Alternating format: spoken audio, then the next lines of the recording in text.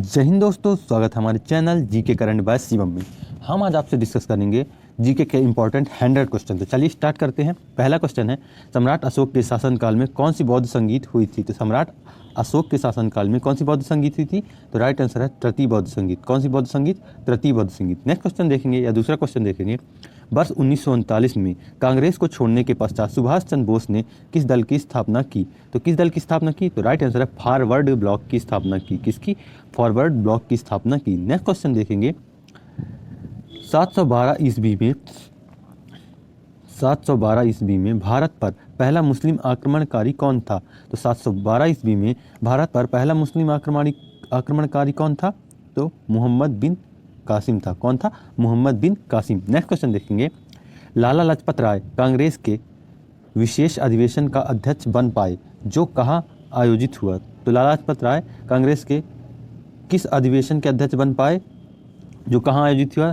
तो वह कलकत्ता अधिवेशन के अध्यक्ष बन पाए थे। नेक्स्ट क्वेश्चन देखेंगे, ब्रिटिश नागरिकों को सर्वप्रथम किस वर्ष भारत में भूमि खरीदने की और बसने की अनुमति मिली? तो राइट आंसर है 1833 में। कब? 1833 में ब्रिटिश नागरिक को भूमि खरीदने और बसने की अनुमति मिली थी। नेक्स्ट क्वेश्चन देखेंगे, भारतीय राष्ट्रीय कांग्रेस का 1896 का अधिवेशन किसके लिए प्रसिद्ध था? तो भारतीय राष्ट्रीय कांग्रेस का 1896 का अधिवेशन पहली बार राष्ट्रीय गीत गाया गया था। इस सन को पहली बार राष्ट्रीय गीत गाया गया था, इसीलिए यह प्रसिद्ध था। 7वां क्वेश्चन देखेंगे, बंगाल के राष्ट्रवाद को बढ़ता देख किसने बंगाल के विभाजन की घोषित किया था? तो किसने बंगाल का विभाजन का घोषणा किया था? तो राइट आंसर है लॉर्ड कर्जन ने बंगाल के विभाजन की घोषणा की थी। नेक्स्ट क्वेश्चन देखेंगे, किसने भारत में समाचार पत्रों पर लगा प्रतिबंध को समाप्त कर दिया था? तो किसने भारत में समाचार पत्रों पर लगा प्रतिबंध समाप्त कर दिया था? तो राइट आंसर है चार्ल्स मेटकॉफ ने समाचार पत्रों पर लगा प्रतिबंध समाप्त कर दिया था। नेक्स्ट क्वेश्चन देखेंगे, कांग्रेस के किस अधिवेशन में पहली बार वंदे मातरम गाया गया? तो किस अधिवेशन में गाया गया? तो राइट आंसर है 1886 के कलकत्ता अधिवेशन में पहली बार वंदे मातरम गाया गया था। नेक्स्ट क्वेश्चन देखेंगे, मुस्लिम लीग की किस अधिवेशन में मोहम्मद अली जिन्ना ने 14 सूत्री प्रस्ताव रखा? तो किस अधिवेशन में रखा था? 1929 के अधिवेशन में उन्होंने 14 सूत्री प्रस्ताव रखा था। नेक्स्ट क्वेश्चन देखेंगे, भारतीय राष्ट्रीय कांग्रेस की सबसे अधिक समय तक अध्यक्ष कौन रहे? तो भारतीय राष्ट्रीय कांग्रेस के सबसे अधिक लंबे समय तक अध्यक्ष कौन रहे? तो अबुल कलाम आज़ाद जी सबसे लंबे समय तक अध्यक्ष रहे। नेक्स्ट क्वेश्चन देखेंगे या 12वां क्वेश्चन देखेंगे, फरवरी 1739 ईस्वी में मुगल बादशाह और नादिर शाह के मध्य हुआ युद्ध था। कहाँ हुआ था? तो राइट आंसर है करनाल में 1739 में मुगल बादशाह और नादिर शाह के मध्य युद्ध हुआ था।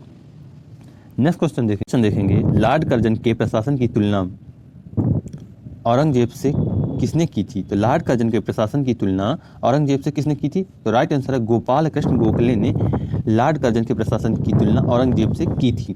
नेक्स्ट क्वेश्चन देखेंगे, 1907 में कांग्रेस का सूरत अधिवेशन का अध्यक्षता किसने किया था? 1907 में कांग्रेस का सूरत अधिवेशन की अध्यक्षता किसने की थी? रास बिहारी बोस ने की थी। किसने? रास बिहारी बोस ने की थी। 15वां क्वेश्चन देखेंगे, रजिया सुल्तान के बाद दिल्ली की गद्दी पर कौन बैठा? तो रजिया सुल्तान के बाद दिल्ली की गद्दी पर कौन बैठा था? मुइजुद्दीन बहराम शाह। किसने? मुइजुद्दीन बहराम शाह। नेक्स्ट क्वेश्चन देखेंगे, सन 1210 में कुतुबुद्दीन ऐबक के बाद दिल्ली का सुल्तान कौन बना? तो राइट आंसर है इल्तुतमिश बने। कौन? इल्तुतमिश ने बने। 17वां क्वेश्चन देखेंगे, तक्षशिला को यूनेस्को की विश्व विरासत सूची में कब शामिल किया गया? तो तक्षशिला को यूनेस्को की विश्व विरासत सूची में 1980 में शामिल किया गया। कब किया गया? 1980 में। नेक्स्ट क्वेश्चन देखेंगे, नादिर शाह ने मुगल शासक के शासनकाल में आक्रमण किया था। नादिर शाह ने किस मुगल शासक के शासनकाल में आक्रमण किया था? तो राइट आंसर है मोहम्मद शाह के शासनकाल पर नादिर शाह ने आक्रमण किया था। नेक्स्ट क्वेश्चन देखेंगे, समाचार चंद्रिका किसके विचारों के विरोध में किया गया था? तो समाचार चंद्रिका किसके विचारों के विरोध में प्रकाशन किया गया था? तो राइट आंसर है राजा राम मोहन राय के विचारों पर प्रकाशन किया गया था। नेक्स्ट क्वेश्चन देखेंगे या 20वां क्वेश्चन देखेंगे। राजा राम मोहन राय को राजा की उपाधि किस मुगल बादशाह ने दिया था? किस मुगल बादशाह ने दिया था? तो राइट आंसर है अकबर द्वितीय ने राजा राम मोहन राय को राजा की उपाधि दिया था। नेक्स्ट क्वेश्चन देखेंगे।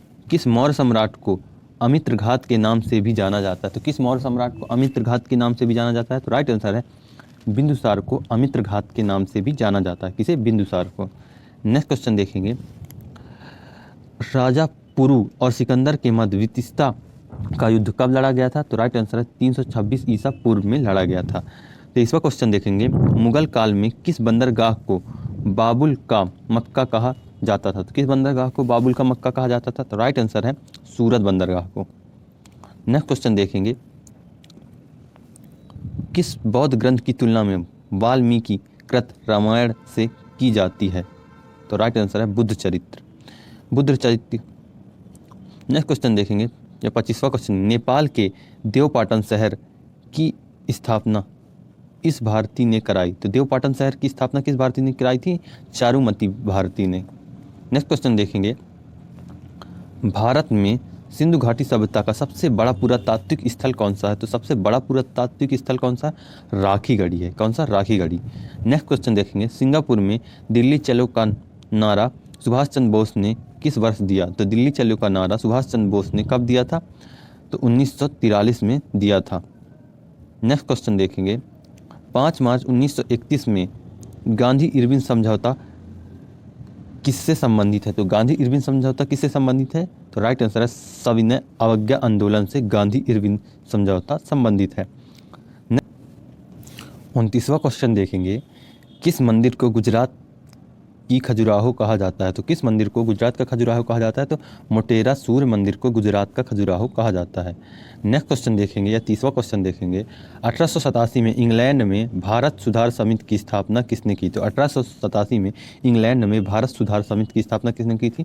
तो राइट आंसर है दादा भाई नौरोजी ने की थी। नेक्स्ट क्वेश्चन देखेंगे। हड़प्पा स्थल मांडा किस नदी के किनारे बसा हुआ है? तो हड़प्पा स्थल मांडा किस नदी के किनारे बसा हुआ है? तो राइट आंसर है चिनाब नदी के किनारे बसा हुआ है। किस नदी के किनारे? चिनाब नदी के किनारे। नेक्स्ट क्वेश्चन देखेंगे। अशोक के किस अभिलेख में बौद्ध ग्रंथ का उल्लेख किया गया है? तो राइट आंसर है भब्रू अभिलेख में बौद्ध ग्रंथ का उल्लेख किया गया है। अशोक के भब्रू अभिलेख में बौद्ध ग्रंथ का उल्लेख किया गया है। 33वां क्वेश्चन देखेंगे। वैदिक काल में किस नदी को परुष्णी के नाम से जाना जाता है? तो वैदिक काल में रावी नदी को परुष्णी के नाम से जाना जाता है। इसे रावी नदी को परुष्णी के नाम से जाना जाता है। नेक्स्ट क्वेश्चन देखेंगे। 34वां क्वेश्चन देखेंगे। भारत में वैदिक सभ्यता किस नदी के किनारे विकसित हुआ? तो भारत में वैदिक सभ्यता किस नदी के किनारे विकसित हुआ? तो सरस्वती नदी के किनारे विकसित हुआ। किस नदी के किनारे वैदिक सभ्यता विकसित हुआ? तो सरस्वती नदी के किनारे। गाइस, हमारा कंटेंट आपको पसंद आ रहा हो तो हमारे चैनल को सब्सक्राइब करें, इस वीडियो को लाइक करें। 35वां क्वेश्चन देखेंगे। मौर्य साम्राज्य का राजधानी पाटलिपुत्र वर्तमान में किस नाम से जानी जाती है? तो पाटलिपुत्र पटना के नाम से जानी जाती है। नेक्स्ट क्वेश्चन देखेंगे। लाल बाग किले का निर्माण कार्य किसने शुरू किया था? तो लाल बाग किले का निर्माण किसने शुरू किया था? मोहम्मद आजम शाह ने। किसने? मोहम्मद आजम शाह ने लाल बाग किले का निर्माण शुरू किया था। नेक्स्ट क्वेश्चन देखेंगे। किस महान शासक को शिलालेख का जनक कहा जाता है? तो सम्राट अशोक को शिलालेख का जनक कहा जाता है। किसे? सम्राट अशोक को। नेक्स्ट क्वेश्चन देखेंगे। मोहम्मद गजनवी ने भारत पर कितने बार आक्रमण किए? तो मोहम्मद गजनवी ने भारत पर 17 बार आक्रमण किए। कितनी बार? 17 बार।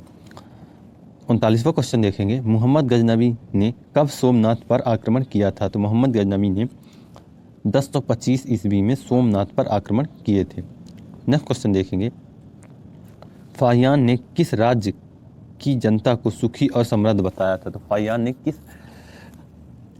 राज्य की जनता को सुखी और समृद्ध बताया था? तो राइट आंसर है मध्य प्रदेश राज्य की जनता को। 41वां क्वेश्चन देखेंगे। विनायक दामोदर सावरकर ने मित्र मेला संघ की शुरुआत कब की थी? तो मित्र मेला संघ की शुरुआत विनायक दामोदर मेला सावरकर ने कब की थी? तो राइट आंसर है 1989 में की थी। नेक्स्ट क्वेश्चन देखेंगे। 42वां क्वेश्चन देखेंगे। स्वराज पार्टी का गठन किस आंदोलन की असफलता के कारण हुआ? तो स्वराज पार्टी का गठन किस आंदोलन की असफलता के कारण हुआ था? असहयोग आंदोलन के असफलता के कारण हुआ था। नेक्स्ट क्वेश्चन देखेंगे,